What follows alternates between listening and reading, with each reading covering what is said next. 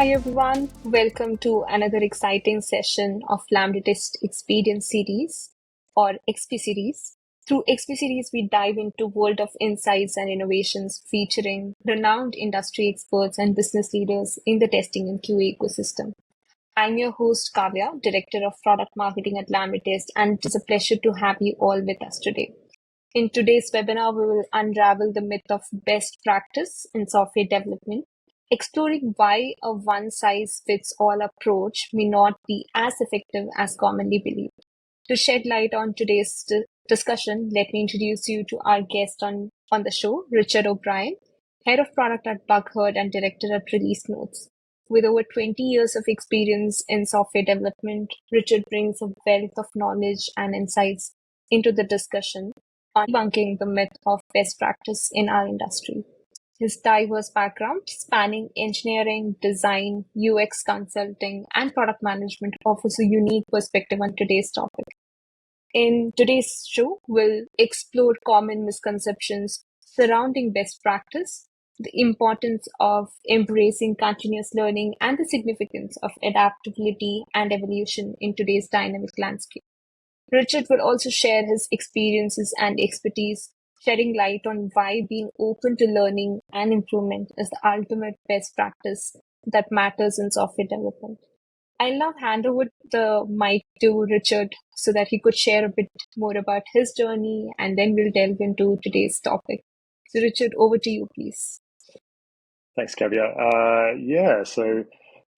I started out my career as a software engineer. I graduated in the early 2000s from Swinburne University here in Melbourne. And I joke that I spent the rest of my career trying to work out what I like doing. So I have done software engineering, I've done project management, front-end development, UX design, UX research, and now am product manager here at BugHerd and Release Notes.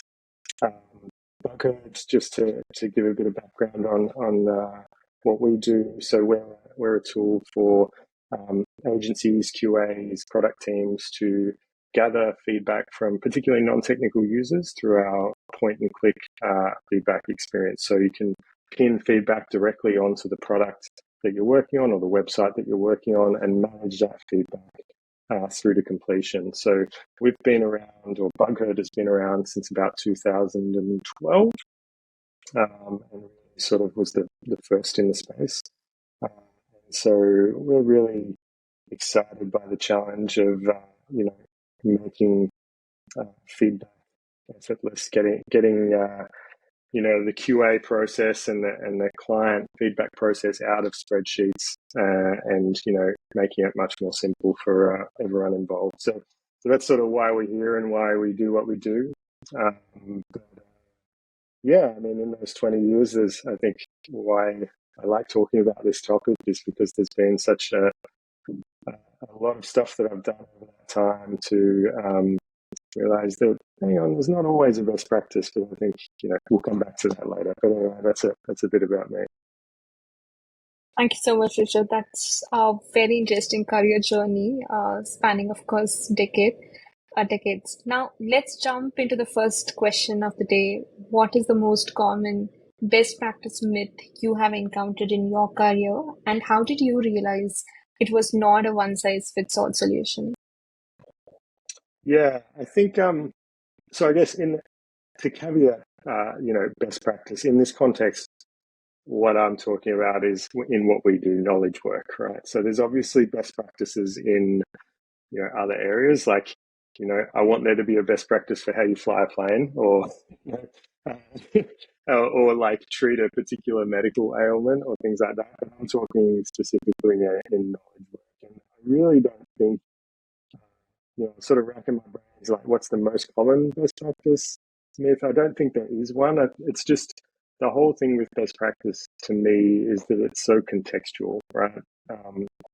And I think how I came to think that really is just, I think organically over the course of my career as I've moved from,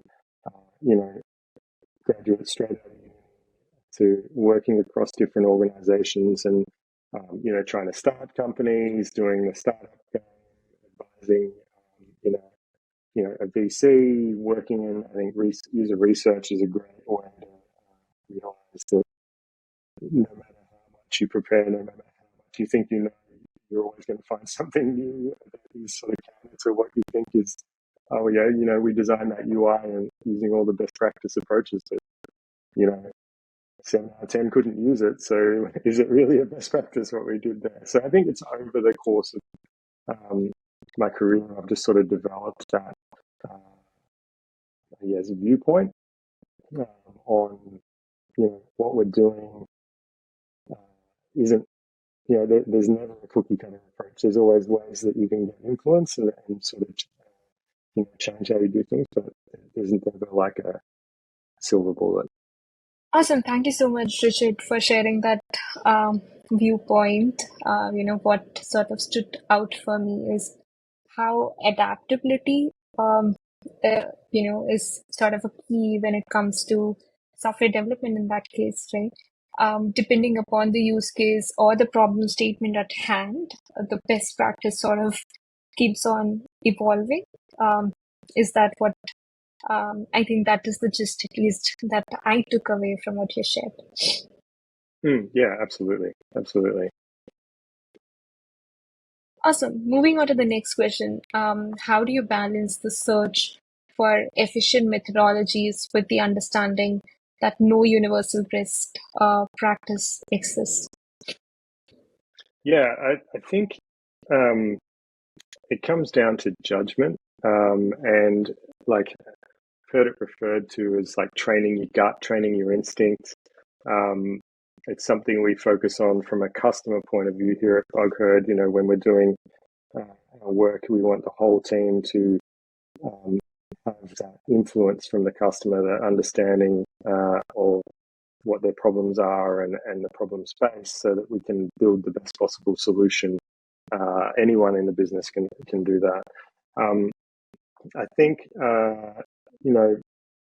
training that instinct or that gut feel only comes from iteration. It only comes from having lots of conversations with the customers, or if you're not in a customer facing job, it's looking at what you did and comparing it to what you set out to do. When you first started the project, what was your goal? Why were you doing it? What did you expect the result to be? And then looking back at that, I think as knowledge workers, the reason we get paid well in the jobs that we do is to create upside for our companies, right? And you only do that by pushing the standard, trying to do something in a better way. I like 𝐕𝐢𝐝 𝐻𝐫 from who was the first product manager at Stripe, had a good, I'll butcher this quote, but it was about playbooks, right? Everyone could just follow a playbook, and there's lots of great playbooks out there, but if eventually the playbook becomes the standard, right, and everybody is following it, so how are you different? How do you create upside and outperform your competition if you're just following the standard? And I think that sort of hits on that. Best practices we tend to use as like a safety blanket for what we do. We avoid putting ourselves out there at the risk of being wrong and trying something new. We fall back to, it's best practice, so therefore, it's safer. You know what I mean? But you end up with like those mediocre results, mediocre returns. If it's a project process, you end up with a mediocre efficiency in how you get work done. So it's about looking for, to answer your question, the search for efficient methodologies is about always being open to new things, always testing something different and looking back at how you did. Did it work? Did it not work? Don't just take the sort of best practices gospel. Interesting. Thank you so much for sharing that. And that also makes me wonder, as head of product, is there any product playbook that you came across in the industry that you sort of looked at and felt that it had to be broken down and rebuilt, and of course ended up implementing it in your career? Oh, not broken down. Definitely, there's heaps of playbooks that I have been influenced by, absolutely. And I take Mm-hmm. that as sort of inputs to, like, it's not to say other people aren't doing it in great ways and you have to learn everything from the bottom up. It's about taking what other people have learned and, evolving that. There's a great podcast called The Knowledge Project that is just lots of different people who have different backgrounds, and it's all about improvement, all about being better, and different ways of approaching life. And I think that's that, in terms of influences in product management or in just my career in general, Intercom have always been a source of inspiration in how they work. The 37 Signals Basecamp guys in what they do is absolutely, it's a direct influence because we are using ShapeUp, or a form of ShapeUp. Like, I wouldn't say we're doing their version of ShapeUp, but that's the whole point, doing a bit that works for us. So the ShapeUp, work that they've done is definitely an influence on how we work too. So it's taken the pieces of things that we see that are interesting and can think, oh yeah, that's adaptable to us. ShapeUp stood out to us because we're a similar type of product, we're a similar type of team, we're a similar way of working, so it sort of fitted quite well. But even with that, it's implementing that process has taken time, and getting people on board and all that sort of thing. It's not it's never easy to implement change in that respect. Yeah. Great answers. Thank you so much, Richard. And I'll definitely check out the platforms that you just mentioned. Would also suggest our users to do the same. Moving on to the next question, what role does team dynamics play in determining the effectiveness of a practice? Oh yeah, it's everything. It's everything. It always comes down to people, right? It's whether it's your team, or whether it's your board, or whether it's your customers. Um, like being able to get anything done, whether it's implementing a process or developing a solution or whatever. It's always a team game, right? So it can't be top down. I think the benefit we have at BugHerd is we've always been like a startup DNA to the company. So the founder and all the management and everyone who's really ever worked for the business really come at problems from a lean way of thinking. Test and learn. Don't invest in the solution without getting it out and seeing what customers think about it. So sort of 12 years of doing that, I think that's always just been the core of our culture. But like I mentioned, ShapeUp, even in that context, it still took us 6 to 12 months to get that implemented and running, right? Because it was about, talking to the team, taking them through what it's about, why we're doing it, what the problem we think it is that it solves, and then finding our own way of doing it. So, starting off with one project and seeing how that worked. Did we deliver on what we were trying to do? Is it working for us? And it's had its own challenges, but our team, I think, is very engaged. We've got a great culture, and I think that makes it a little bit easier. I think on a like that ShapeUp is really a process thing for us, but on a management level, another thing that we've done recently is moved from monthly one-on-ones to weekly one-on-ones, and that was a bit of a shift as well. Really needed the team to buy into that, to understand the reason why, and that's been really effective from a management point of view, making it just a more regular conversation with, again, best practice would say you do monthly one-on-ones and there's performance reviews and blah, blah, blah, but we find that actually you can avoid a bunch of that by having consistent, regular conversations on a week-to-week basis because you know your teammate more, you're more in tune with if they're having a bad week or a great week or what's happening in their lives. There's much more relationship that you build up there. So that's been useful too. Great advice. Thank you so much for sharing that. And on the same line, can you also share an instance where team culture significantly influenced the outcome of a project? Sorry, say that one again. So if you can share an instance where the team culture significantly influenced the outcome. Ooh, good question. I think the team culture significantly affecting the outcome, I think, would be, there's a bunch of projects that we've done that would be that case. But the biggest one, I would say, was our most recent UI redesign.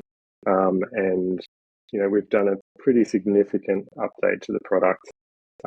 Obviously, having been around for 12 years or so, any big overhaul is a big change. And, with that, we have a great customer base who really support us and give us lots of feedback and things like that. And so as we've rolled out this UI redesign, there's been some performance things that the customers have called out to us and stuff like that.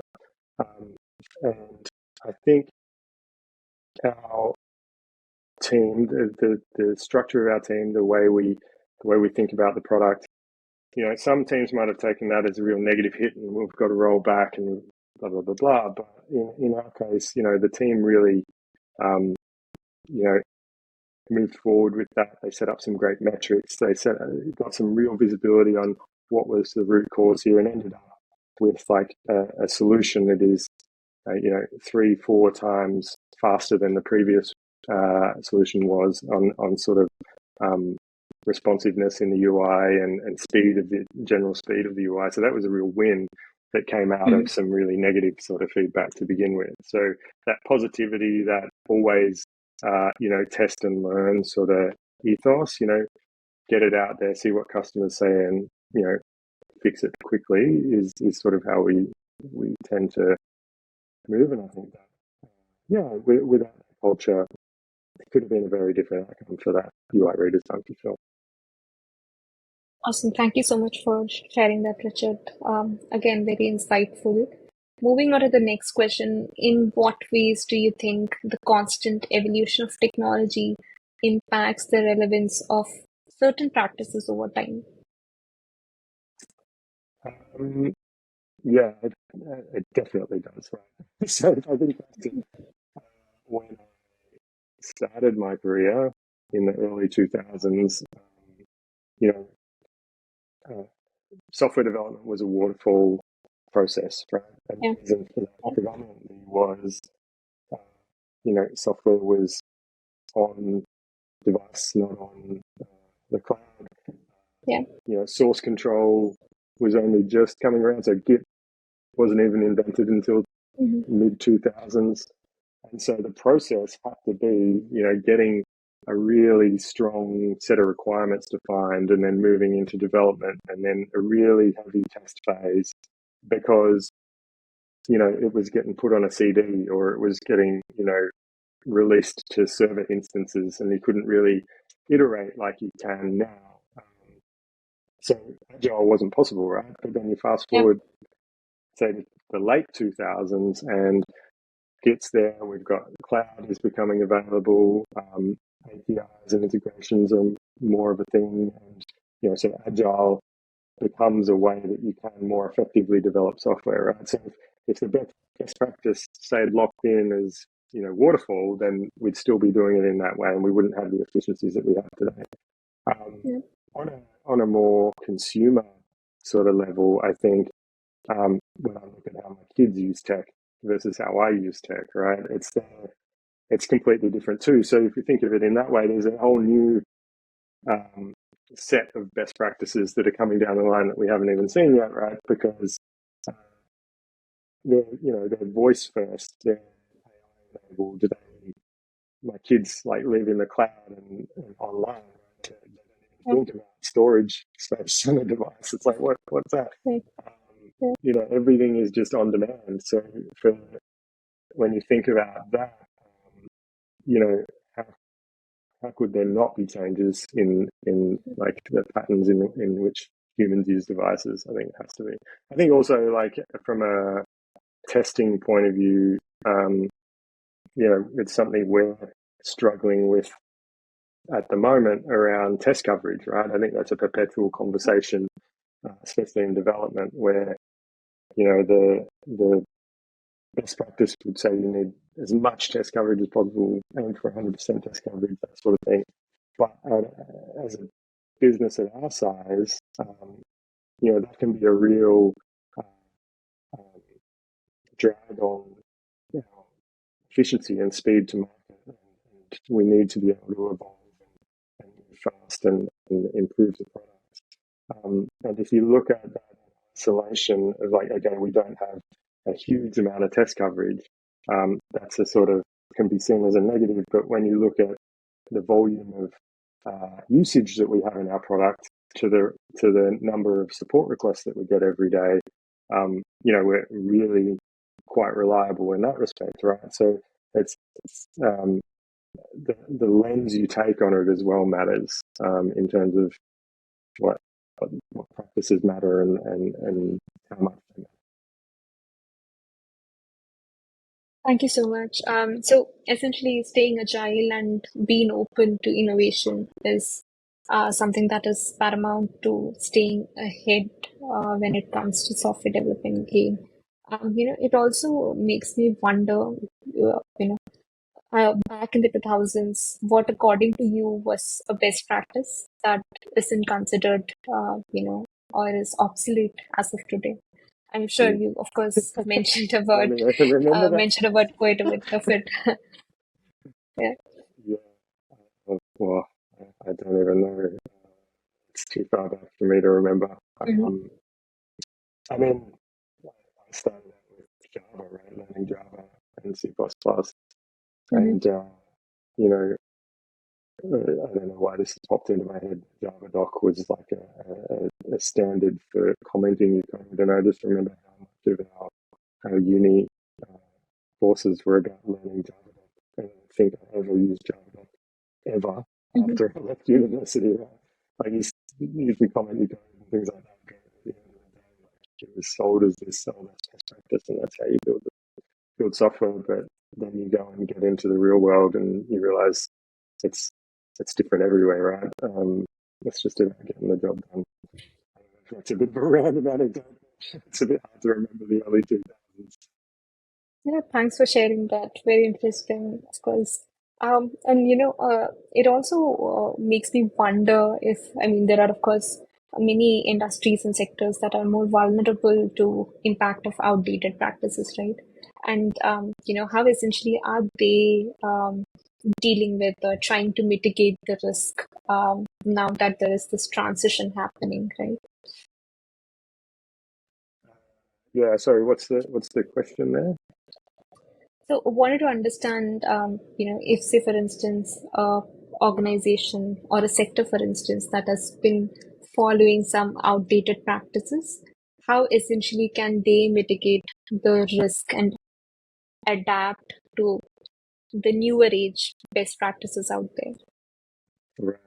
I think that's a general question about business as well, right? Yeah. If you're an industry that maybe isn't evolving, you're sort of open to be cannibalized in some other way, right? I mean, the taxi industry and Uber, like, how much did we hate taking taxis? And then that sort of gave rise to Uber, and now they're in a real bad place. So, I don't know if I've got a good answer for that one. Yeah. Great, thank you. Moving on to the next question, Richard. In your transition from being a developer to UX consulting to becoming eventually a product manager, right? How has your perception of best practices changed over the time? Yeah, I think it's think it's less so about moving through those different roles and more about growing as a practitioner, growing in my career, building up that experience and confidence and exposure to different things to be able to make your own decisions. It sort of is like coming back to that training your own gut, building up that expertise muscle, if you will, that is the thing that changes your perception. It's the thing that gives you the confidence to think, oh, actually, I might know a different way of approaching this. I follow John Cutler on LinkedIn, who's a product evangelist he was at Amplitude. I don't know where he is now, but he was talking about, I think he posted something about a team that he met with, talking about comparing himself to others. And this team was wondering what the best companies do. And, they described quite nervously their approach to discovery and prioritization and road mapping. And then he asked them what, company they think is, doing it best, whatever company they saw as the best in class. And then he DM'd a friend because he had somebody who worked there and said, "Oh, this is what this team's doing. What do you think of that?" And the person who was at the company that they saw as best in class was like, "Wow, I'd love it if we were doing it that way. Can I have a job there?" You know what I mean? So this team had no confidence in themselves that they were doing it. They're trying to do it as well as they could, but they always thought someone else was doing it better. The grass is greener. Someone knows more than me. I think as knowledge workers, that imposter syndrome is the thing that I still struggle to outgrow. You know what I mean? It's always there. It's someone else knows more than me. Someone's doing it better than we are. But often, and I see this in we work with product teams and agencies. So I regularly have customer conversations, and everybody is every single one is our process is probably a little bit different, blah, blah, blah, blah. And they describe the same process that everyone else is, the same problems that everyone else has, those sort of things. So we all think we're doing it wrong and a bit unique, but at the end of the day, we're all just getting by. We're all just trying to do our best. Yep. Thank you so much. That is very interesting point, of course, Richard, because, what I've sort of learned is each tool sort of brings in its own unique challenges and perception, which keeps on giving you more learning on a daily basis, right? So whatever you shared, that's absolute gold for our audience, I'm sure. Moving on to the next question, could you discuss a time when feedback or insights from a client or a stakeholder prompted a significant change in your approach to a project? You did mention about the changes that you brought to the UX, of course, but yes. Yeah, I mean, one that comes to mind at the moment, we're doing some research on how we can make BugHerd even simpler for customers, clients, or stakeholders. Right? So the core users of BugHerd are product teams or digital agencies who build websites for others, and the people who contribute feedback into BugHerd are usually stakeholders or the agency's client or things like that. So we're doing some initiatives at the moment to how do we make that as simple as possible, as effortless as possible. And I was had lots of conversations over the last couple of weeks, so this is a bit fresh in my mind. But something that stood out was someone was talking about how their client was a marketing manager at a Fortune 500 company, and so they, very senior, lots of experience, worked in marketing and advertising for a long time. But this project that they were working on was the first ever website redesign project they'd done. Right? So for the client, it's a new process. They've never been through this. It's not a lot of the things that we take for granted as being that's just fairly standard. Yeah, this is the standard process. This is how you give feedback on a website. This is how you communicate with development teams. This is all brand new to that client. And so while they're probably similar age to me, lots of professional experience, know what they're doing, very capable. It's a shift in the lens that they're having to think and look at what they're doing. So the thing that triggered for me in how we think about our client or guest experience in BugHerd is really shifting from a B2B interaction to more of a consumer style interaction. So, if you think about the tools that they're using, Microsoft Office, they're on Instagram, they use LinkedIn, they're maybe not as exposed to Jira or, the other sort of Figma tools that we use in the website design and product design process. So how do we change our UI, adapt our UI to be more in line with what they're used to in Microsoft Office, what they're used to in, Google Docs or, the social platforms that they're using, to make it really instantly understandable to them without any knowledge of the process of creating a website or designing a website. So that's been an interesting insight out of this recent research. And I think that's just one example of, like, in every time that we go and talk to customers, we learn stuff like that and adapt. Awesome. Thank you so much once again for sharing that.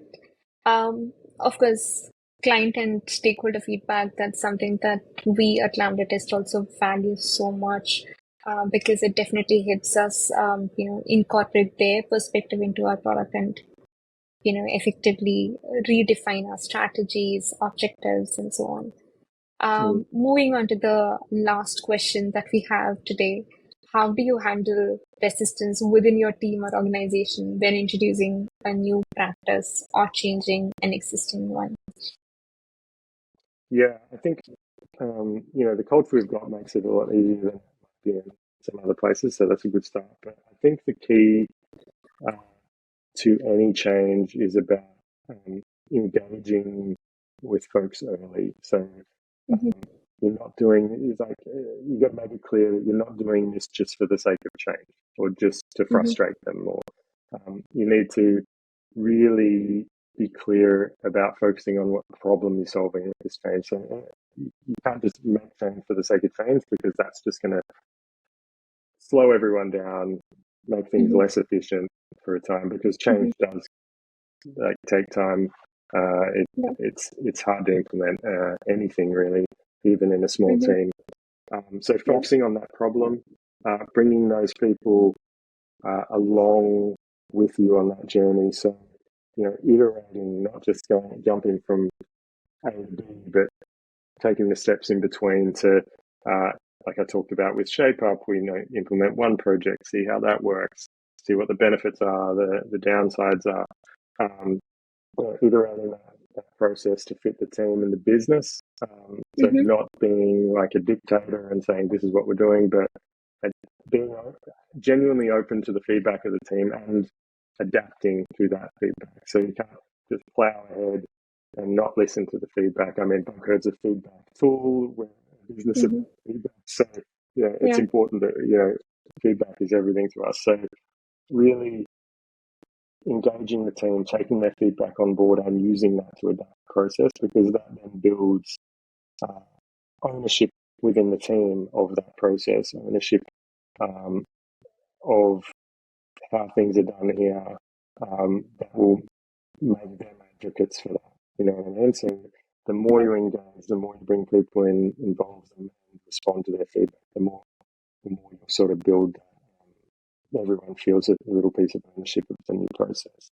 And I think also it's important, and we've got this, is having a culture where change is natural and it's really failure is okay, is a big help in this. So if you are in an organization where there isn't a lot of opportunity for change, there's not a lot of appetite for change,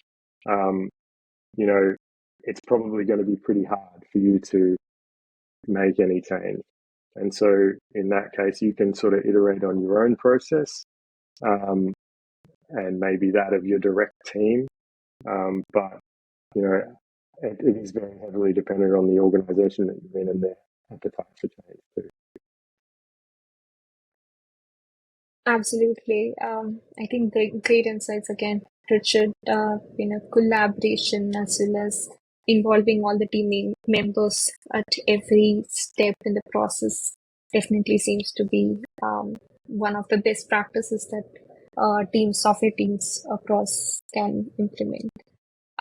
So that, with that, we come to the end of today's session. As we wrap up the session, I would like to thank you, Richard, for joining us today and sharing your valuable insights. To all our viewers, thank you for joining us in this episode of XP Series. Stay tuned for more enlightening discussions. Richard, thank you once again for joining us. It has been a pleasure hosting you. Thank you very much. Happy to be here. Thanks, 𝐏𝐬𝐜. Thank you. And everyone, stay tuned for more sessions and subscribe to LambdaTest YouTube channel for more XP series. Thanks once again.